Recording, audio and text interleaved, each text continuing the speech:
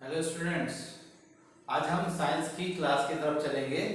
उसके अंतर्गत आज हम पढ़ेंगे विद्युत के चुंबकीय प्रभाव। क्या होता है विद्युत के चुंबकीय प्रभाव, उसके बारे में हम बात करेंगे। उससे पहले बल रेखाओं के बारे में जानते हैं कि बल रेखाएं क्या होती है।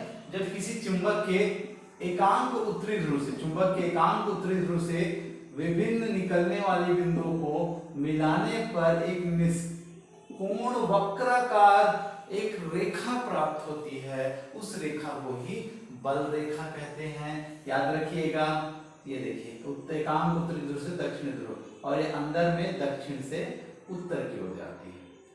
ये जितनी ज्यादा सघन होगी ना, उसके चुंबकीय क्षेत्र की तीव्रता भी उतनी ही बढ़ती जाएगी। तो इसके गुण के अंतर्गत जाएंगे। पहला गुण होता है कि ये बल रेखाएं हैं, एकांक उत्तरी ध्रुव से दक्षिण ध्रुव की ओर एवं अंदर में दक्षिण से उत्तर की ओर जाती है। दूसरा, जब हम बात करेंगे, इसमें बल रेखाओं की संख्या जितनी अधिक होगी और उतनी ही उसके चुंबकीय क्षेत्र की तीव्रता का मान भी अधिक होता है। फिर तीसरा बताएंगे, बल रेखाएं कभी एक दूसरे को नहीं काटती है। फिर चौथा और बता सकते हैं कि बल रेखाएं एक तनी हुई डोरी पर क्या की भांति कार्य करती है और जो सिरों पर सिकुड़ने का प्रयास करती है। ये कम से कम मैंने 4 गुण बताया आपको। पहला कि उत्तर ध्रुव से दक्षिणी ध्रुव की ओर चलती है। दूसरा, इसके बल रेखाओं की संख्या जितनी अधिक होती है उतना ही इसके चुंबकीय क्षेत्र की तीव्रता का मान अधिक होता है। तीसरा बताया मैंने क्या कि बल रेखाएं जो होती है एक दूसरे को कभी नहीं काटती हैं। चौथा बताया ये सिरों पर सिकुड़ती है अर्थात तनी हुई डोरी की भांति कार्य करती थी। तो ये था हमारा बल रेखाएं और उनके गुणधर्म। हमारा अगला टॉपिक है धारावाही चालक के कारण विद्युत क्षेत्र के बारे में हम बात करेंगे। धारावाही चालक के कारण विद्युत क्षेत्र के अंतर्गत मैं सबसे पहले परिभाषा को बताऊंगा। जब किसी चालक में विद्युत धारा मूलतः होना चाहिए ना, डीसी करंट होना चाहिए, अर्थात डीसी करंट का तात्पर्य होना चाहिए बैटरी से बहने वाली धारा। जब किसी चालक के सिरों पर धारा प्रवाहित की जाती है तो चालक के चारों ओर चुंबकीय क्षेत्र उत्पन्न हो जाता है और यह तब तक रहता है जब तक इस चालक में धारा प्रवाहित होती है। इसे ही विद्युत धारा का चुंबकीय प्रभाव कहलाता है। इसे कहते हैं, यही कहलाता है धारावाही चालक के कारण विद्युत क्षेत्र। इसके बारे में ओस्टेड साहब ने बताया था। एस.सी. ओस्टेड होते हैं, एक भौतिक शास्त्री थे, उन्होंने बताया, उनके प्रयोग को बता रहा हूं। ये 3 सर्किट डायग्राम आपको दिखाई पड़ रहे हैं। सबसे पहले आप देखेंगे यहाँ पर जो पहला सर्किट डायग्राम है, यहाँ पर इसका परिपथ पूर्ण नहीं है क्योंकि ये खुली प्लग जो कुंजी है वो खुली हुई है, अर्थात परिपथ पूर्ण नहीं है। इस पर धारा प्रवाहित नहीं हो रही है क्योंकि हम जानते हैं जो चुंबकीय सुई है वह चुंबकीय क्षेत्र चुंबक के कारण ही विक्षेपित होती है। तो यहाँ पर दिखाई पड़ रहा है चुंबकीय सुई को हमने जब रखा है तो कोई विक्षेप नहीं आ रहा है, अर्थात इसमें धारा प्रवाहित नहीं हो रही है। और धारा प्रवाहित नहीं होने के कारण क्या हो रहा है, इसमें कोई भी विद्युत क्षेत्र चुंबकीय क्षेत्र उत्पन्न नहीं हो रहा है। चुंबकीय क्षेत्र उत्पन्न नहीं होने के कारण यह विक्षेपित नहीं हो रही है। फिर यहाँ पर आएंगे, हमने परिपथ को पूर्ण किया और जब जैसे ही धारा प्रवाहित करना चालू किया तो इसके चारों ओर पक्का इस सुई में क्या आ गया, विक्षेप बताना चालू हो गया। चुंबकीय सुई विक्षेप हो गई, विक्षेपित हो गई। इससे साबित हो रहा है कि क्या कि जब धारा प्रवाहित किया जाए तो इसके चारों ओर चुंबकीय क्षेत्र उत्पन्न हो रहा है, जिसके कारण इसमें विक्षेप उत्पन्न हो रहा है। आप विक्षेप की दिशा भी देख रहे हैं कैसे विक्षेप हुआ। फिर यहाँ पर क्या किया, यहीं पर रोस्टेड साहब ने रुके, तीसरा प्रयोग फिर किया। उन्होंने देखा और बताया कि जब धारा की दिशा को बदल दिया, जब धारा की उन्होंने क्या किया, दिशा को बदला, तो पाया कि विक्षेप की दिशा भी बदल गई। विक्षेप की दिशा भी बदल गई। इससे साबित हो गया कि पहला कंडीशन में जब धारा प्रवाहित नहीं हो रहा था चुंबकीय क्षेत्र उत्पन्न नहीं हो रहा था। दूसरा में जब धारा प्रवाहित किया परिपथ पूर्ण था तो चुंबकीय क्षेत्र उत्पन्न हुआ, जिसके कारण इसमें विक्षेप भी पाया गया। लेकिन तीसरा कंडीशन बोलता है जब विक्षेप की धारा की दिशा को बदल दिया तो विक्षेप की दिशा को भी बदल दिया। तो अंत में ओस्टेड ने कहा कि जब किसी चालक तार में क्या किया जाए, विद्युत धारा प्रवाहित की जाए तो उसके चारों ओर चुंबकीय क्षेत्र उत्पन्न होता है। वह तब तक होता है जब तक उसमें विद्युत धारा प्रवाहित होती है। इसे ही विद्युत धारा का चुंबकीय प्रभाव कहते हैं। तो धारावाही चालक के कारण विद्युत क्षेत्र का एक छोटा सा आपको एग्जाम्पल दे सकते हैं।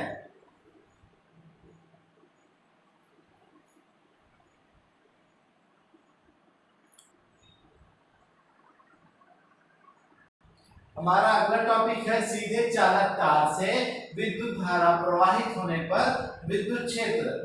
जब हमने क्या कहा,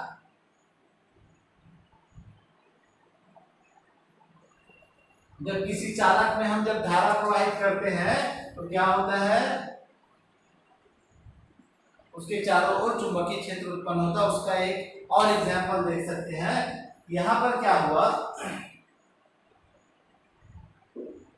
आप देख पा रहे हैं एक पुट्ठा है, गत्ता कहते हैं जिसके, उसके बीचों बीच एक छिद्र किया गया और एक चालक तार को लगाया गया। उसके एक सिरे को बैटरी से जोड़ा गया और दूसरे सिरे को इस प्रकार से परिपथ बनाया गया, मीटर लगाया गया है। और ये टेपिंग कुंजी है जो खुली है। एक खुली होने का तात्पर्य ये हो रहा है कि इसमें परिपथ पूर्ण नहीं है, और परिपथ पूर्ण नहीं होगा तो विद्युत धारा प्रवाहित नहीं होने वाली है। और इस गत्ते पर हमने क्या कर दिया है, बहुत सारे छोटे छोटे जो लोहे के टुकड़े हैं इसे डाल दिया है इस गत्ते के ऊपर।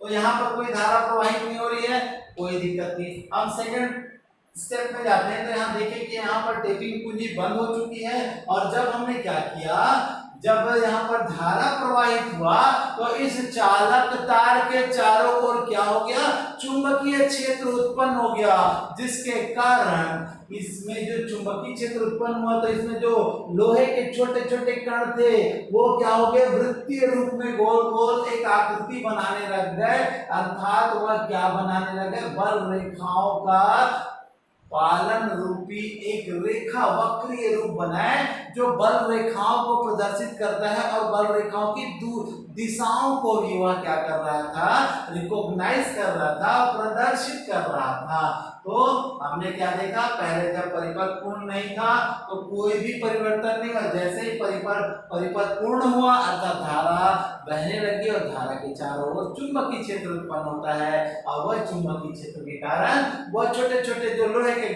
टुकड़े थे, वो छोटे छोटे बुरादे थे, वो क्या हो गए, वृत्तीय रूप में बल रेखाओं को प्रदर्शित करते रहे। और यही कहता है सीधे चालक तार से विद्युत धारा प्रवाहित करने पर उसका चुंबकीय क्षेत्र का प्रभाव। तो ये था, आप देख सकते हैं। इसी प्रकार से चुंबकीय क्षेत्र की दिशा को ज्ञात करने के लिए दाहिने हाथ का नियम होता है। तो दाहिने हाथ का नियम क्या बोलता है, ये इस प्रकार से हमारा जो पूरा मुट्ठी है उसमें जो अंगूठा है चुंबकीय क्षेत्र की दिशा को, और क्या होना चाहिए, जो बाकी उंगलियां हैं वह ये विद्युत क्षेत्र की दिशा को दिखाना चाहिए, और बाकी उंगलियां हैं वो चुंबकीय क्षेत्र को प्रदर्शित करते हैं। इसे ही क्या कहा जाता है, चुंबकीय क्षेत्र की दिशा के लिए दाहिने हाथ का नियम। अंगूठा किस दिशा को, विद्युत क्षेत्र की दिशा को, और बाकी उंगलियां हैं वो चुंबकीय क्षेत्र की दिशा को प्रदर्शित करती है। इसे ही दाहिने हाथ का नियम कहते हैं। आप देख सकते हैं, समझ सकते हैं बाकी ये वाला टॉपिक।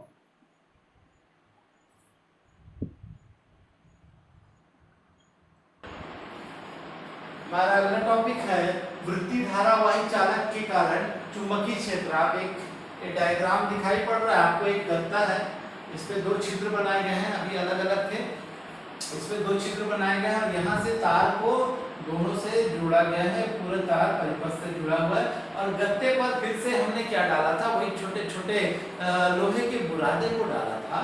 और डालने के बाद हमने जब धारा प्रवाहित किया तो इस प्रकार से वह क्या करने लगी, जब उसमें चुंबकीय तार में चुंबकीय क्षेत्र उत्पन्न होने लगा चार के चारों ओर, तो क्या हुआ, यहाँ पे जो बल रेखा, जो छोटी छोटी जो लोहे के बुरादे थे, वो लोहे के बुरादे बल रेखाओं के रूप में क्या हो गए, व्यवस्थित हो गए और संकेंद्री वृत्त बनाने। संकेंद्री वृत्त जिसका एक ही केंद्र होता है, बहुत सारे वृत्त लेकिन उनके वृत्त के केंद्र एक ही होते हैं, उसे क्या कहते हैं, संकेंद्री वृत्त। इस प्रकार से वो संकेंद्री वृत्त बना है और जैसे जैसे उनका दूरी बढ़ते गया तो आकर्षण कम होने के कारण वह अर्धवृत्ताकार हुए और एक समय के बाद वह सरल रेखा भी बनाते हैं।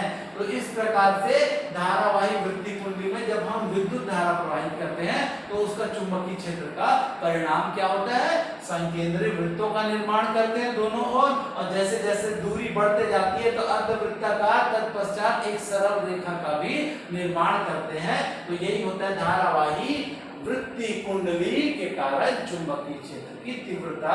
ये जो मैंने समझाया इसीलिए लिखना है डायग्राम और आपको थोड़ा सा बुक का सहारा लेना है और आपको अपने शब्दों में लिखने का कार्य करना है। देख सकते हैं आप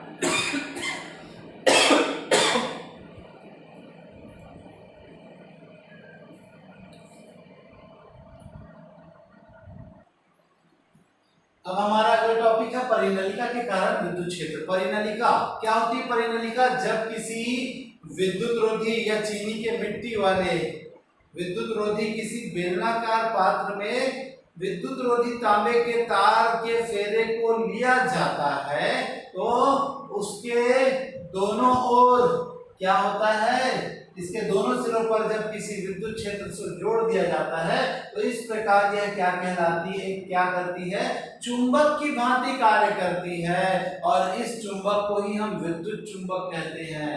और चूंकि इसमें जो गुजरने वाली तारों की संख्या चूंकि समांतर होती है इसलिए इसके अंदर भी जो क्या होते हैं बल रेखा, जो चुंबकीय बल रेखाएं वो समांतर गमन करती है। इसलिए परिनलिका के अंदर चुंबकीय क्षेत्र का मान एक समान होता है। याद रखिए, पूछता है हमेशा परिनलिका के अंदर चुंबकीय क्षेत्र का मान क्या होता है, एक समान होता है। और इस प्रकार से क्या करती है, ये चुंबकीय चुंबक है जो विद्युत चुंबक की भांति कार्य करता है। एक दंड चुंबक की भांति इसका व्यवहार रहता है जब तक इसमें क्या होते रहती है, धारा प्रवाहित होती है। तो ये थी एक परिनलिका जिसके कारण ये चुंबकीय क्षेत्र। परिनलिका क्या था, जब किसी विद्युत रोधी बेलनाकार पात्र आकृति में जब विद्युत रोधी तांबे के तार को क्या किया जाता है, फेरे लिए जाते हैं और उसे विद्युत के साथ संयोजित, अगर बैटरी के साथ संयोजित किया जाता है तो वह एक चुंबक की भांति व्यवहार करती है जिसके अंदर चुंबकीय क्षेत्र का मान एक समान, क्योंकि बल रेखा समांतर चलती है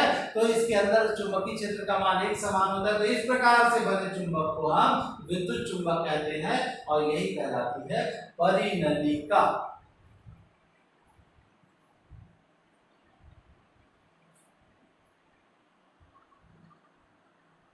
अब हम चलते हैं फ्लेमिंग के बाएं और दाएं हाथ के नियम। बाएं हाथ, फ्लेमिंग ने क्या किया, अपने बाएं हाथ को इस प्रकार से, देखो उंगलियों को जान ले, इसको अंगूठा कहते हैं, इसको तर्जनी, इसे मध्यमा, इस तीन बातों को बात याद रखेंगे। तो क्या कहा था, फ्लेमिंग ने अपने तीनों हाथों को इस प्रकार व्यवस्थित किया, तीनों उंगलियों को इस प्रकार व्यवस्थित किया कि मध्यमा, तर्जनी और अंगूठा तीनों परस्पर लंबवत हों, जिसमें जो अंगूठा बल की दिशा को और जो तर्जनी है चुंबकीय क्षेत्र की दिशा तथा यहाँ पर जो मध्यमा है धारा की दिशा को प्रदर्शित करता है। इसे ही फ्लेमिंग के बाएं हाथ का नियम कहते हैं। क्या कहा मैंने, फ्लेमिंग के बाएं, जब उसने मध्यमा, तर्जनी और अंगूठे को इस प्रकार से व्यवस्थित किया कि तीनों क्या होंगे, परस्पर लंबवत हों, जिसमें उसने अंगूठा को बल की दिशा को प्रदर्शित करता है और तर्जनी चुंबकीय क्षेत्र की दिशा को प्रदर्शित करता है और मध्यमा बहने वाली धारा की दिशा को प्रदर्शित करता है। इसे ही क्या कहते हैं, फ्लेमिंग के बाएं हाथ का नियम। ऐसे ही आ जाता है फ्लेमिंग के दाएं हाथ का नियम। फ्लेमिंग ने कहा इस प्रकार से, वही बात फिर से कहा कि जब तर्जना, अंगूठी, तर्जनी, अंगूठा और मध्यमा इस प्रकार व्यवस्थित हो के तीनों परस्पर लंबवत हो, जिसमें जो अंगूठा है वह गति की दिशा को प्रदर्शित करता है, तर्जनी फिर से चुंबकीय क्षेत्र की दिशा को क्या करता है, प्रदर्शित करता है, और जो मध्यमा है प्रेरित विद्युत धारा, शब्द को समझेंगे, प्रेरित विद्युत धारा, यहाँ पर कोई बैटरी नहीं होता है, प्रेरित विद्युत धारा की दिशा को क्या करता है, प्रदर्शित करता है, वह क्या कहलाता है। जैसे यहाँ पर दिख रहा है आपको दाएं हाथ का नियम, हमने देखा जब मैंने इस प्रकार से ऐसा समचित्र बनाया था तो यहाँ पर ये गति की दिशा को प्रदर्शित करता है और ये क्या करता है, चुंबकीय क्षेत्र की दिशा को, जो हमारा तर्जनी है, और मध्यमा क्या करता है, प्रेरित धारा की दिशा को प्रदर्शित करता है। ये फ्लेमिंग के दाएं हाथ का नियम कहलाता है। ये बहुत ही महत्वपूर्ण है। फ्लेमिंग के दाएं हाथ का नियम है। ये विद्युत मोटर इसी के सिद्धांत पर कार्य करता है। और जो फ्लेमिंग के बाएं हाथ का नियम फ्लेमिंग का विद्युत मोटर और दाएं हाथ का नियम डायनेमो या जनित्र इसी के सिद्धांत पर कार्य करते हैं। तो ये हम आगे बढ़ेंगे इन्हीं नियमों को फॉलो करते हुए विद्युत मोटर और इस पर जनित्र की ओर। विद्युत मोटर की तरफ चलते हैं। विद्युत मोटर होता क्या है इसके बारे में जाने तो ऐसी युक्ति जो क्या करती है, विद्युत ऊर्जा को यांत्रिक ऊर्जा में परिवर्तित कर देती है, उसे क्या कहते हैं, विद्युत मोटर कहते हैं। मिक्सर ग्राइंडर देख सकते हैं आप, जो भी वाइंडिंग बेस्ड चीज है, चाहे कूलर कह सकते हैं आप, मिक्सर ग्राइंडर, फैन कह सकते हैं, यहाँ तक वॉशिंग मशीन कह सकते हैं, जो भी चीजें हैं जो ग्राइंडिंग बेस्ड है वह क्या कहलाएगी, विद्युत मोटर, अर्थात विद्युत से चलने वाली उपकरण नहीं, वे क्या कहलाती है, विद्युत मोटर कहलाती है। तो ऐसी युक्ति जो विद्युत ऊर्जा को यांत्रिक ऊर्जा में परिवर्तित कर देता है। यहाँ पर उसके एक चित्र को दिखाया गया है, जहाँ पर दिख रहा है ABCD आर्मेचर है। तो आर्मेचर क्या होता है, जब नर्म लोहे में जब तांबे के तार के फेरे कर दिए जाते हैं तो क्या हो जाता है, इस प्रकार के निकाय को ही हम क्या कहते हैं, आर्मेचर कहते हैं, जो ABCD आपको दिखाई पड़ रहा है। फिर NS दो दंड चुंबकों के मध्य में ये चलायमान होता है। B1 और B2 क्या है, दो कार्बन ब्रश होते हैं जो विभक्त वलय से सटे हुए रहते हैं, और C1 और C2 जो क्या होते हैं, वलय होते हैं जो परिपथ को पूर्ण करते हैं। ठीक, ये सॉफ्ट लगा रहता है, इसी प्रकार जैसे हमारी मिक्सी चलती है ना, उसी के आधार पर सॉफ्ट है, ये सॉफ्ट को घुमाने में सहायक होते हैं। अब चलते हैं इसकी क्रियाविधि की तरफ। जब क्या किया, जब विद्युत धारा बैटरी बी से जब धारा प्रवाहित होती है तो वह कार्बन ब्रश B1 से होते हुए आर्मेचर DCB1 से होते हुए कार्बन ब्रश B2 से पहुंचकर ये बैटरी के दूसरे सिरे तक पहुंच जाती है। अब इसमें धारा, इसमें D से C की ओर तथा लगने वाला बल, जब धारा जिस दिशा में रहेगा ना उसकी विपरीत दिशा में बल लगेगी। तो अतः धारा D से C की ओर तथा लगने वाला बल नीचे की ओर, तथा B से A धारा बहती है तथा बल लगने वाला बल क्या होता है, ऊपर की ओर लगती है।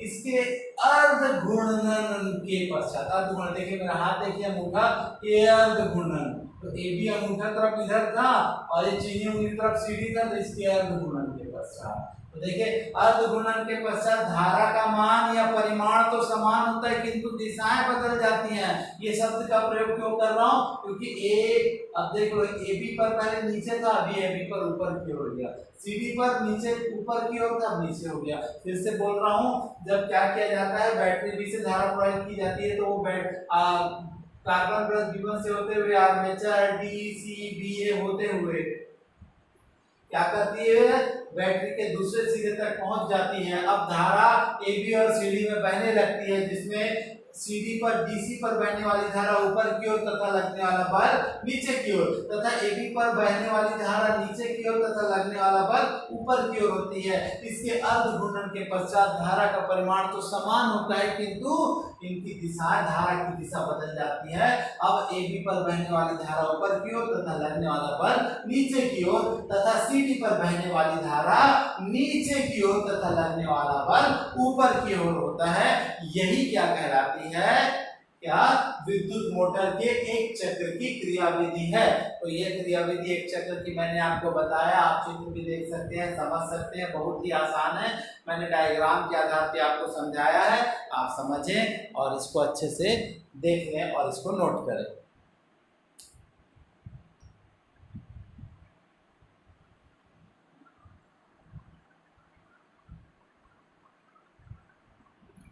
चलते हैं हम डायनेमो या जनित्र की तरफ। डायनेमो या जनित्र विद्युत चुंबकीय प्रेरण, फैराडे के विद्युत चुंबकीय प्रेरण के सिद्धांत पर या फ्लेमिंग के दाएं हाथ के नियम पर सिद्धांत पर कार्य करता है, याद रखिएगा। जो क्या होता है, जिसमें प्रेरित विद्युत धारा प्रवाहित होती है। हम इसके परिभाषा की तरफ चलेंगे। ऐसी युक्ति जो यांत्रिक ऊर्जा को विद्युत ऊर्जा में परिवर्तित कर देता है, उसे क्या कहते हैं, डायनेमो कहते हैं।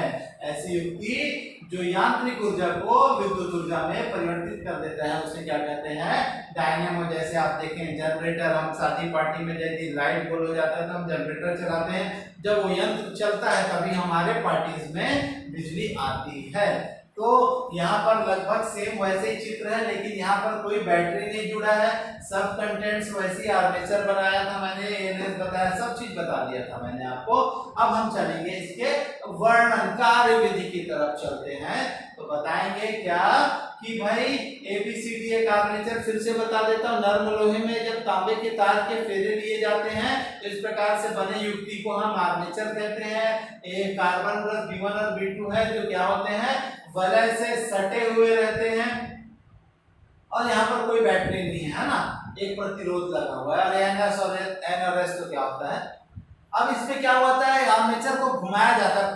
क्रिया विधि हम कैसे बोलते हैं, जब आर्मेचर को क्या किया जाता है, घुमाया जाता है, तो AB अंदर की ओर और CD बाहर की ओर घूमती है, जिससे स्थायी चुंबक के चुंबकीय क्षेत्र की तीव्रता में परिवर्तन होता है। ये ऐसा क्यों कह रहा है, क्योंकि AB इधर आया तो S से N आया, और N और CD उधर गया, N से S में गया, इसलिए बोल रहा है जब आर्मेचर ABCD को घुमाया जाता है तो AB अंदर की ओर और CD बाहर की ओर होता है, जिससे स्थायी चुंबक के चुंबकीय क्षेत्र की तीव्रता में परिवर्तन होता है, जिससे क्या होता है, इसमें प्रेरित विद्युत धारा का मान, इसमें प्रेरित विद्युत धारा प्रवाहित होती है, जो आपको दिखाई पड़ रही है कैसे, AB से CD की ओर बहती हुई दिखाई पड़ रही है।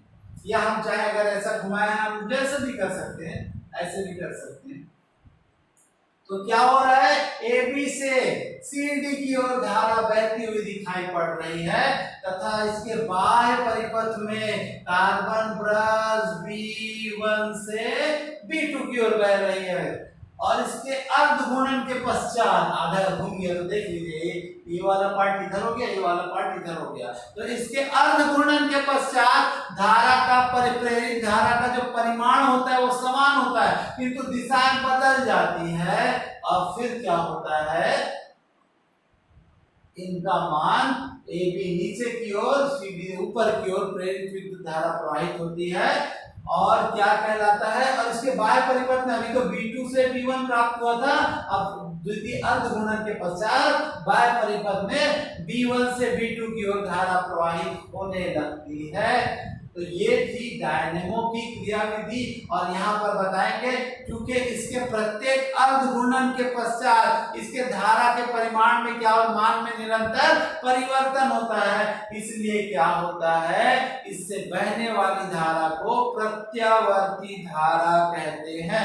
अर्थात हम जान गए कि डायनेमो या जनित्र से प्राप्त होने वाली धारा कैसी धारा होती है, प्रत्यावर्ती धारा होती है। तो ये था हमारा डायनेमो, जिसका हमने आपको इंट्रोडक्शन भी दिया और इसके बारे में इसकी क्रिया विधि को समझा दिया कि जब इसको घुमाया जाता है आर्मेचर को तो इसके अंदर प्रेरित विद्युत धारा प्रवाहित होने लगती है, और जिस पर AB से CD की ओर अनुदिश धारा बहती है।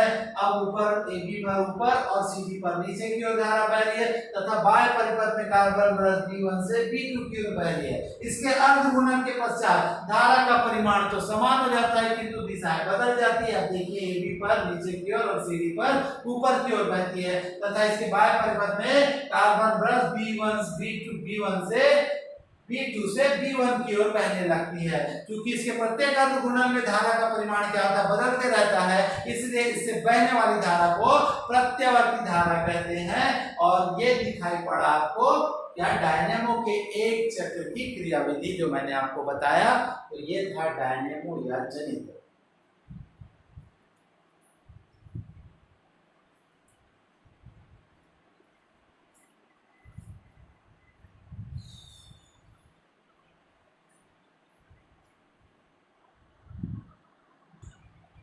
अब चलेंगे हम विद्युत चुंबकीय प्रेरण की तरफ।